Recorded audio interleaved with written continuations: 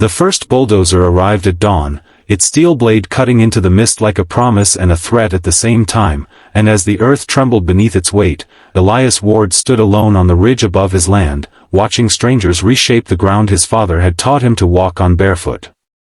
The air smelled of pine sap and wet soil, and in that moment Elias felt something tear quietly inside him, not with anger yet, but with a deep, aching fear that once the machine started, nothing sacred would be left untouched.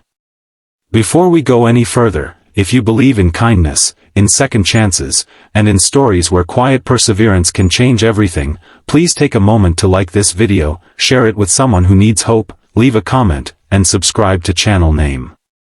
Your support keeps stories like this alive. Elias had inherited the land 10 years earlier, a wide stretch of forested hills and open meadow that had been in his family for 3 generations. It was not valuable in the way developers measured worth. There were no highways nearby, no shopping centers, no easy access to city crowds. What it had instead was silence, stars so bright they seemed close enough to touch, and soil that remembered every footprint.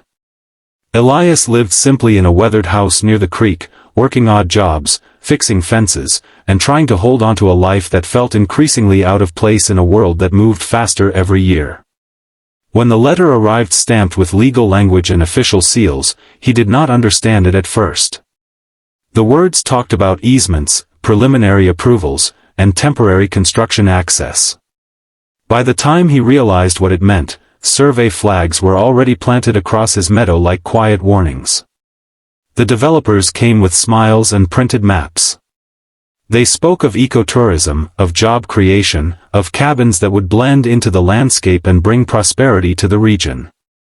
They said his land was perfect.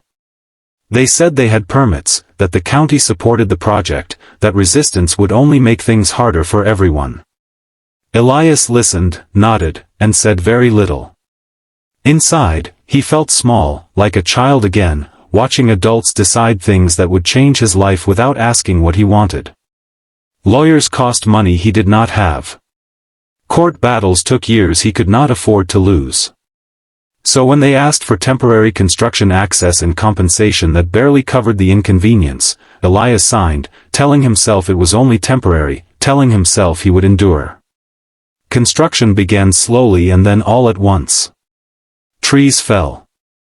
Roads appeared where deer trails once curved gently through the woods. Cabins rose from foundations like identical thoughts, neat rows of timber and glass that reflected the sky but did not belong to it. 60 cabins in total, each one carefully planned, marketed, and sold in glossy brochures long before the paint dried. Elias watched every day, sometimes from a distance, sometimes close enough to feel the vibration of the tools through his boots.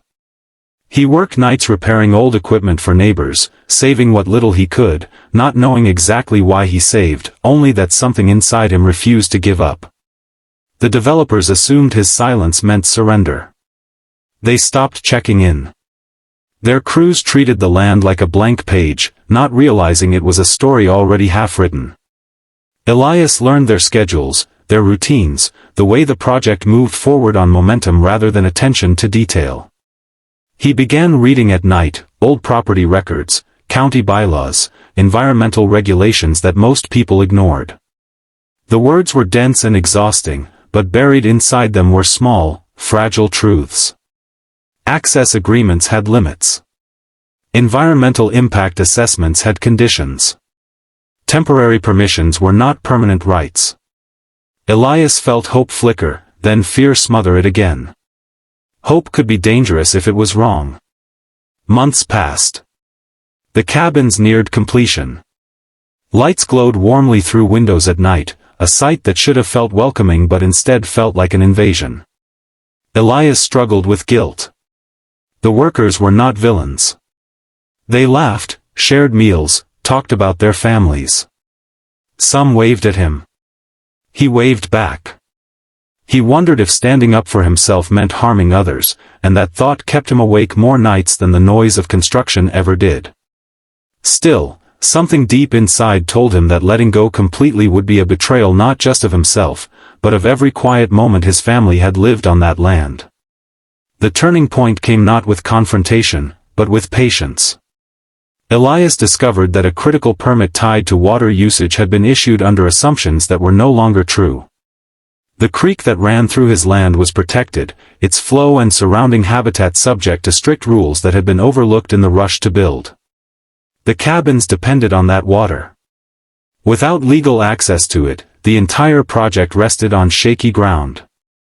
Elias gathered documents, photographs, old maps, and testimony from longtime residents who remembered when the protections were put in place. He did not rush. He waited until the cabins were finished, until the developers believed the hardest part was behind them. When Elias finally acted, it was not with anger or triumph, but with a calm resolve that surprised even him. He submitted his findings through the proper channels, quietly, methodically. Inspections followed. Questions were asked. Approvals were suspended. The developers were confused, then frustrated, then alarmed. Meetings were called. Elias attended them with steady hands and tired eyes, presenting facts rather than accusations. He did not raise his voice. He did not threaten. He simply stood on the truth he had uncovered, the truth that the land had protections they had ignored. The legal process moved slowly, but its direction became clear. The access agreement Elias had signed did not grant permanent rights. The environmental violations were real. The county could not ignore them. Eventually, the decision came down like a heavy, quiet snowfall. The developers were ordered to cease operations and vacate the land. The cabins, built at great expense, stood finished and unusable, stranded in a place they were never fully allowed to claim. Ownership reverted to Elias, not because he had tricked anyone, but because he had waited, endured, and respected the law more deeply than those who tried to bend it. The day the last truck left, Elias walked through the cabins alone. Sunlight filtered through clean windows onto empty floors. The air smelled of fresh wood and silence. He did not feel victorious in the way stories often promise. He felt exhausted, humbled, and strangely peaceful. He knew he could sell the cabins and become wealthy, or he could tear them down and try to restore the land. Instead, he chose something quieter and harder. He repurposed them into a retreat for people who needed rest, for families displaced by hardship, for veterans, artists, and anyone searching for a place to breathe. He worked with local groups, offered stays at low cost or no cost, and slowly turned an act of resistance into an act of generosity. Years later, the land felt alive again, changed but not lost. Trees grew back along the roads. The creek flowed clean and protected.